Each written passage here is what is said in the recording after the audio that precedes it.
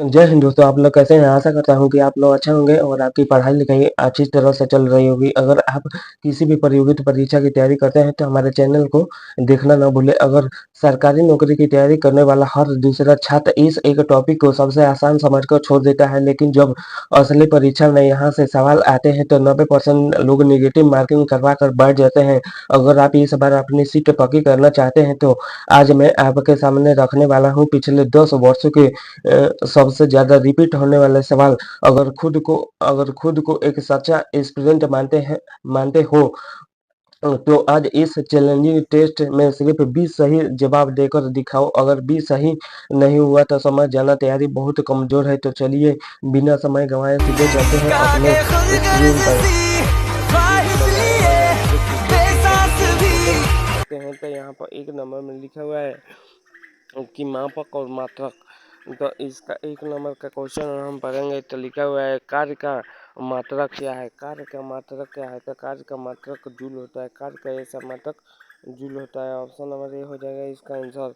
उसके बाद 2 number question है कि प्रकाश वर्ष किसका इकाई है। प्रकाश वर्ष किसकी इकाई है? प्रकाश वर्ष तो दूरी की इकाई है। ऑप्शन नंबर ए हो जाएगा इसका भी आंसर, ऑप्शन नंबर ए। उसके बाद नेक्स्ट क्वेश्चन में दिया है कि प्रसेक किसकी इकाई है। एक नंबर में दिया है कि प्रसेक किसकी इकाई है। 3 नंबर का क्वेश्चन का आंसर होगा खगोलीय दूरी की। प्रसेक किसकी इकाई है? तो खगोलीय दूरी की इकाई है। उसके बाद नेक्स्ट क्वेश्चन 4 नंबर में दिया हुआ है कि लुमेन किसका मात्रक है। लुमेन किसका मात्रक है? तो इसका आंसर हो जाएगा ज्योति फ्लक्स का।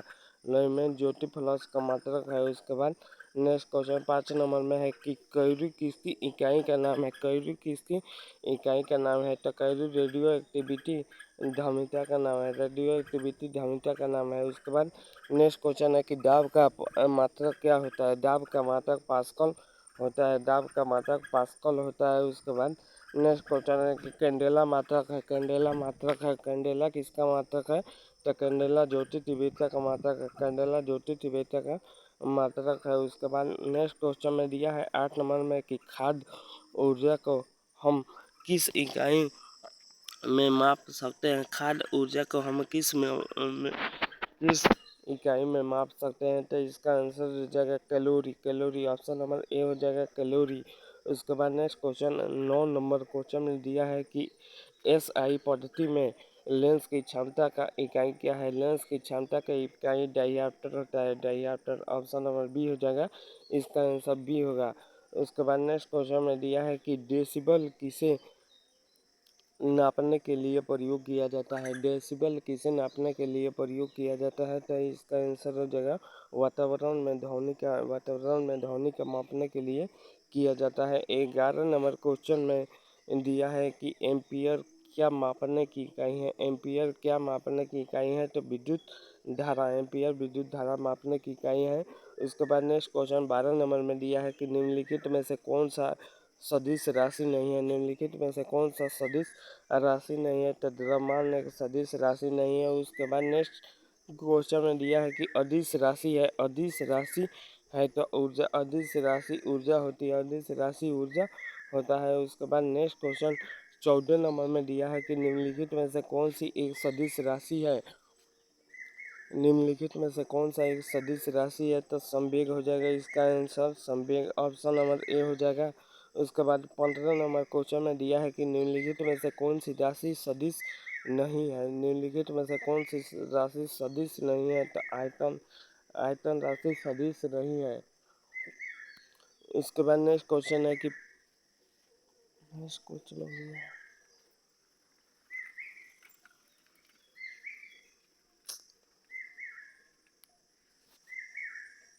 उसके बाद नेक्स्ट क्वेश्चन में दिया है कि पदार्थ का संवेग और वेग के अनुपात से कौन सी भौतिक राशि प्राप्त होती है। तो इसका आंसर हो जाएगा ऑप्शन नंबर सी द्रव्यमान।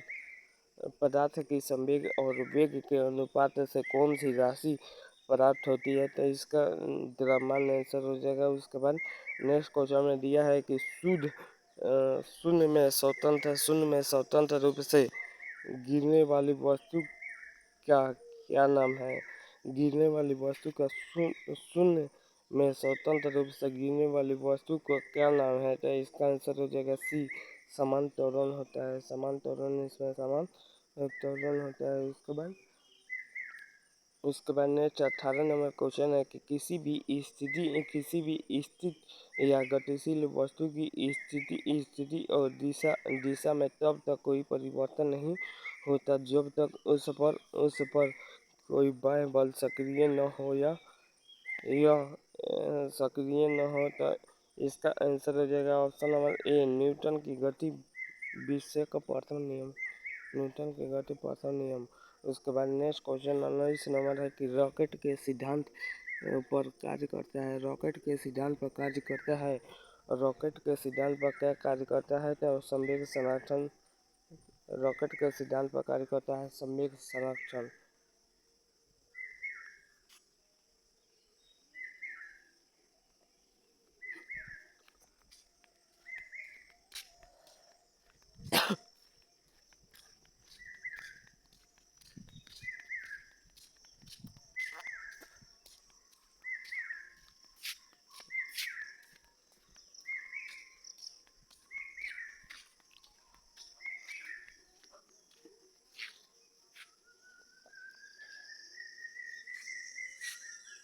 उसके बाद नेक्स्ट क्वेश्चन हम देखेंगे, लिखा है मैंने अश्व माने घोड़ा यदि एकाएक चलना प्रारंभ कर दे तो अश्वरोही के गिरने की आशंका के कारण क्या होती है? तो विश्राम जरूरत के कारण होता है, विश्राम जरूरत के कारण होता है। उसके बाद क्रिकेट के खिलाड़ी तेजी से आती हुई बॉल को क्यों अपने हाथ को पीछे खींचकर पकड़ता है?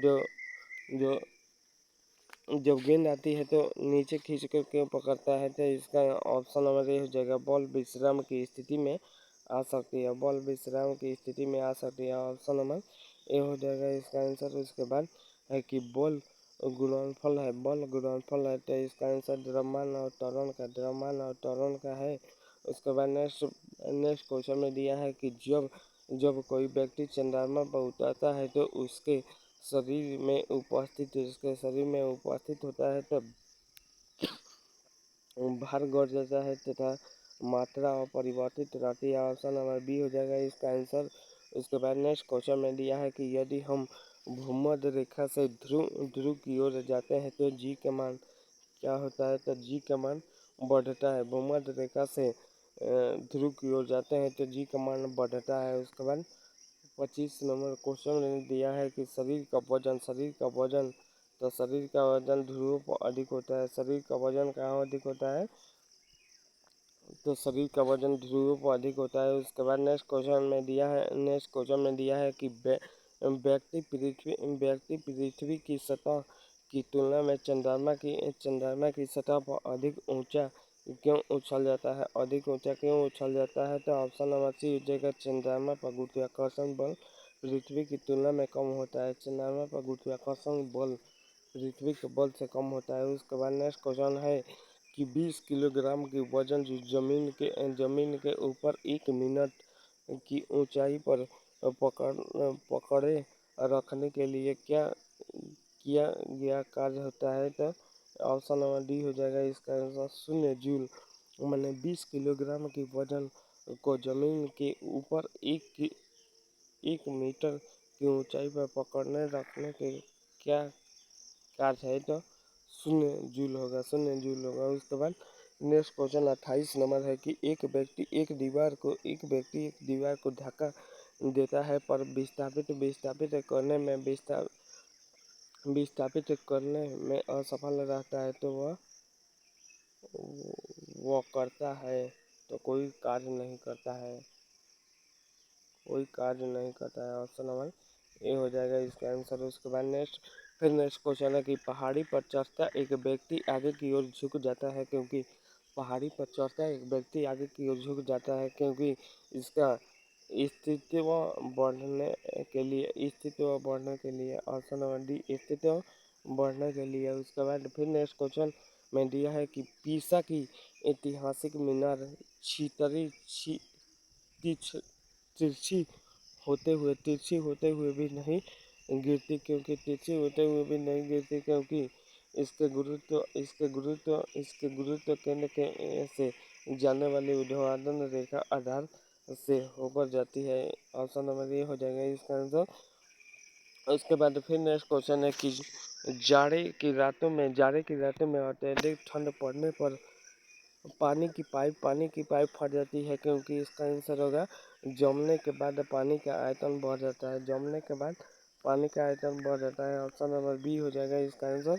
उसके बाद नेक्स्ट क्वेश्चन है कि पानी से भरी डांट लगी बोतल जमने पर टूट जाएगी क्योंकि